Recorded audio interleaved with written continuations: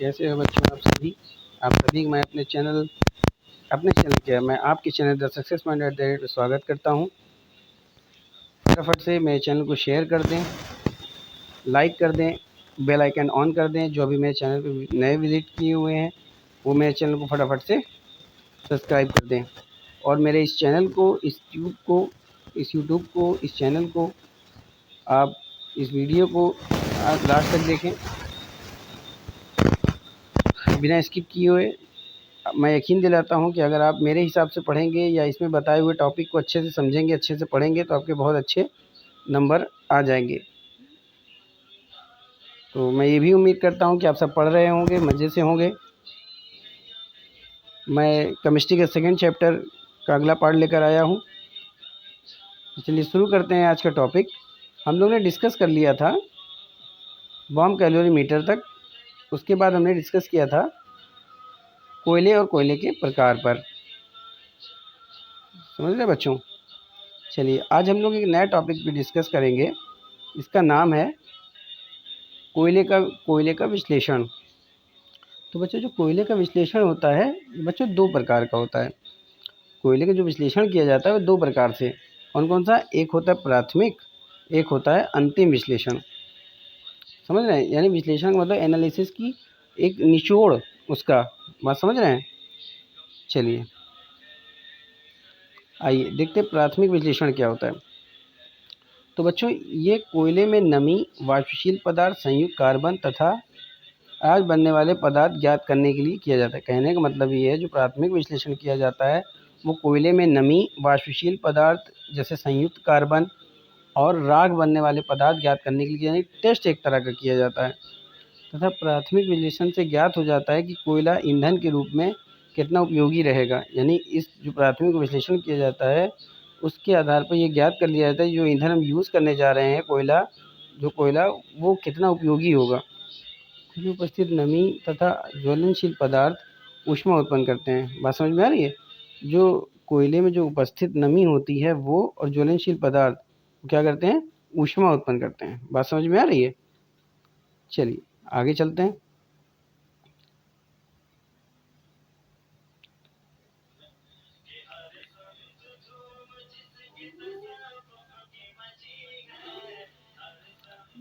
समझने की कोशिश करिए। उपस्थित नमी तथा ज्वलनशील पदार्थ क्या करते हैं? ऊष्मा उत्पन्न करते हैं। और जो कोयले का जो प्राथमिक विश्लेषण होता है वो आर्थिक दृष्टिकोण से बहुत महत्वपूर्ण होता है क्योंकि कोयले में दोनों पदार्थों की मात्रा बहुत अधिक होती है। एक राख की मात्रा बहुत अधिक होती है। बात समझ रहे हैं?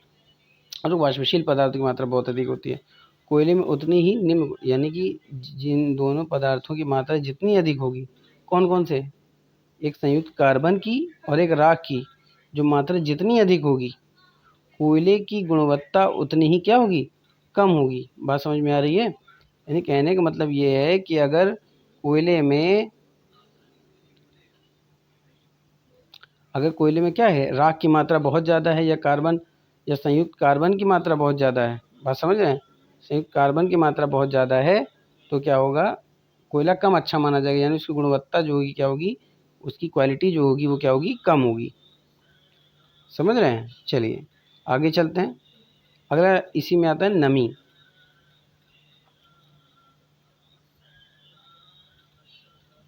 समझ रहे हैं बच्चों? तो क्या हो जाएगा? नमी।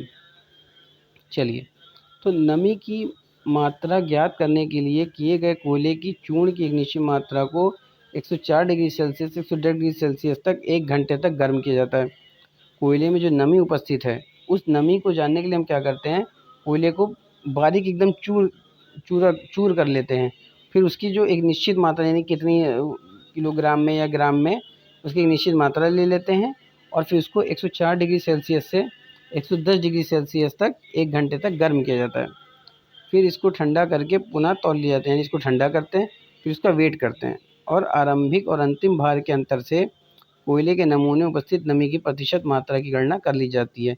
यानी पहले उसकी व्यवस्था और ठंडा करके तौलने के बाद उसमें जो नमी है उसको क्या कहते हैं? वेट कर लेते हैं और उसको घटा लेते हैं। तो उससे अंतर से क्या पता चल जाता है? आपका नमी के बारे में पता चल जाता है। तो बच्चों फटाफट से नमी को स्क्रीनशॉट ले लीजिए। स्किप करके देख लीजिएगा, आपको बहुत अच्छे से समझ में आएगा। अगला टॉपिक आपका आता है वाष्पशील पदार्थ। ये भी क्या करता है, ये कोयले में उपस्थित नमी को दूर करने के बाद क्या करता है, ये कोयले के चूर्ण को लगभग 60 मिनट के लिए 950 डिग्री सेल्सियस पर वायु की अनुपस्थिति में गर्म किया जाता है। यानी कि ऑक्सीजन की उपस्थिति में इसको क्या करते हैं, 950 डिग्री सेल्सियस पर इसको गर्म करते हैं और फिर इसको ठंडा करके पूरा कर लिया जाता है। फिर आरंभिक तथा अंतिम पहले और आखिरी भार के अंतर से कोयले के नमूने में उपस्थित ज्वलनशील पदार्थ की प्रतिशत मात्रा की गणना क्या करते हैं, हम उसकी गणना कर लेते हैं। तो यानी वाष्पशील पदार्थ की भी गणना किससे की जाती है, यानी कोयले में उपस्थित नमी को दूर करने के बाद ये वाष्पशील पदार्थों का क्या किया जाता है, टेस्ट किया जाता है। बात समझ में आ रही है। चलिए बच्चों आगे चलते हैं।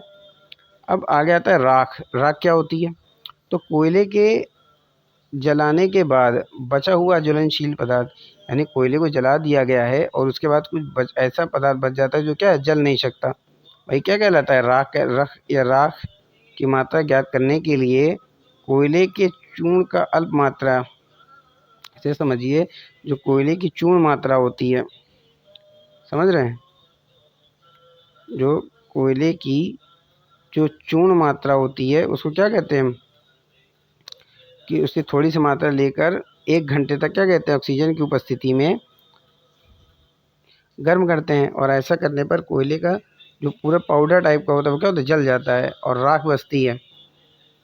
क्या बचती है, राख। क्या बचती है, राख शेष रह जाती है, जिसको ठंडा करके तोड़ लिया जाता है। फिर उसके आरंभिक और अंतिम भार, बात समझ में आ रही है, और अंतर से राख की प्रतिशत मात्रा का हम गणना कर लेते हैं। बात समझ में आ रही है। चलिए अब आगे देखते हैं संयुक्त कार्बन क्या होता है। तो कोयले के नमूने में संयुक्त कार्बन की प्रतिशत मात्रा ज्ञात करने के लिए नमी, वाष्पशील पदार्थ तथा राख की प्रतिशत मात्रा को 100 डिग्री सेल्सियस 100 से घटा दिया जाता है। फिर समझिए कि कोयले के नमूने में कितने संयुक्त कार्बन की मात्रा है, कितनी नमी है, कितने वाष्पशील पदार्थ हैं और कितने राख हैं। इन सब की प्रतिशत मात्रा क्या करते हैं, हम 100 से क्या करते हैं, घटा देते हैं। तो वही आपका क्या कहलाता है, संयुक्त कार्बन।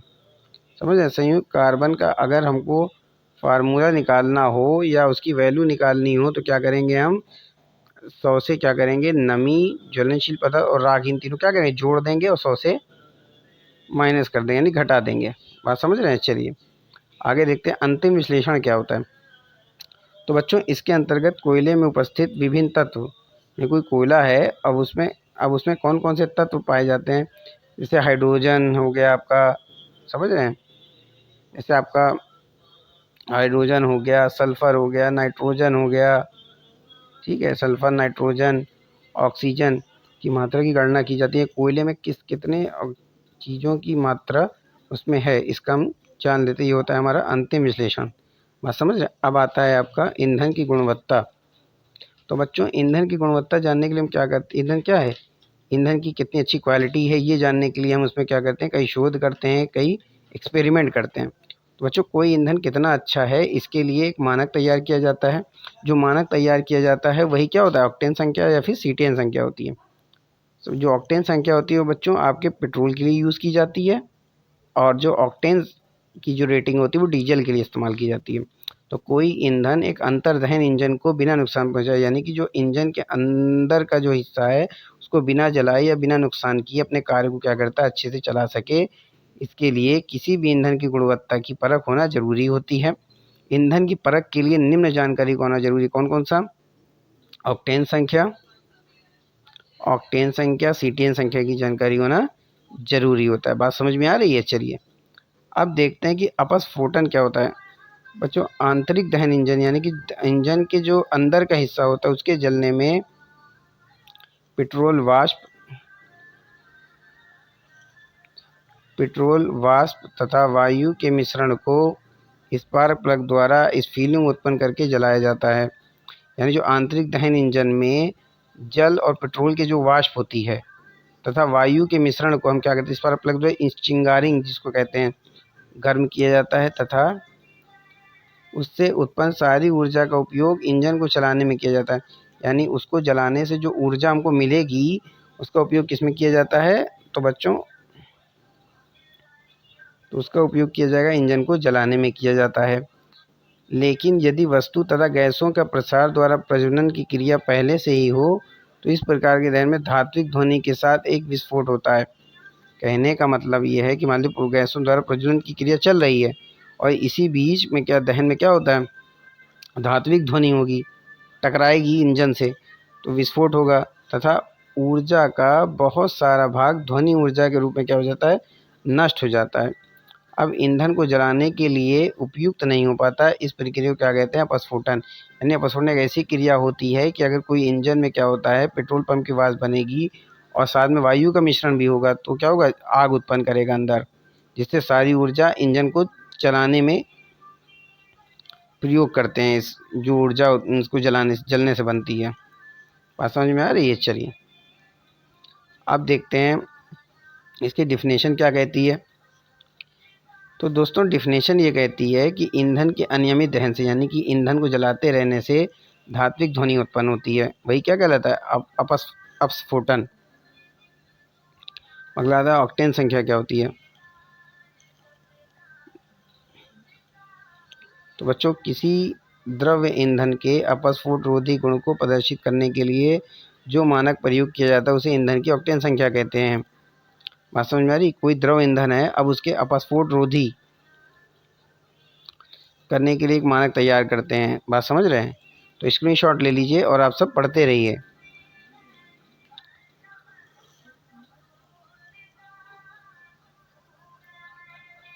फिर डेफिनेशन क्या कहती है, किसी ईंधन की ऑक्टेन संख्या एन हेप्टेन और आइसो ऑक्टेन की उस मिश्रण में आइसो ऑक्टेन प्रतिशतता होती है। यानी ऑक्टेन संख्या जो होती है एन हेप्टेन और आइसो ऑक्टेन इसका मिश्रण होता है और इसमें आइसो ऑक्टेन की प्रतिशत बताती है। इसका अपस्फोटक गुण ईंधन के नमूने के अपस्फोटक गुण से मिलता है। उदाहरण के समझे, यदि किसी ईंधन के नमूने की ऑक्टेन संख्या 85, तात्पर्य है कि ईंधन का अपस्फोटक गुण उस मिश्रण व अपस्फोटक गुण से मिलता है जिसमें 85% आइसो ऑक्टेन एन हेप्टेन होता। बात समझ में आ रही है बच्चों? चलिए फटाफट से स्क्रीनशॉट ले लीजिए।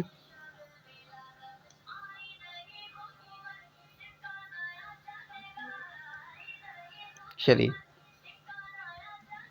देखिए ये आपका क्या है, एग्जाम्पल है एन हेप्टेन और आइसो ऑक्टेन। चलिए अब देखते हैं दोस्तों बच्चों सीटेन संख्या क्या होती है।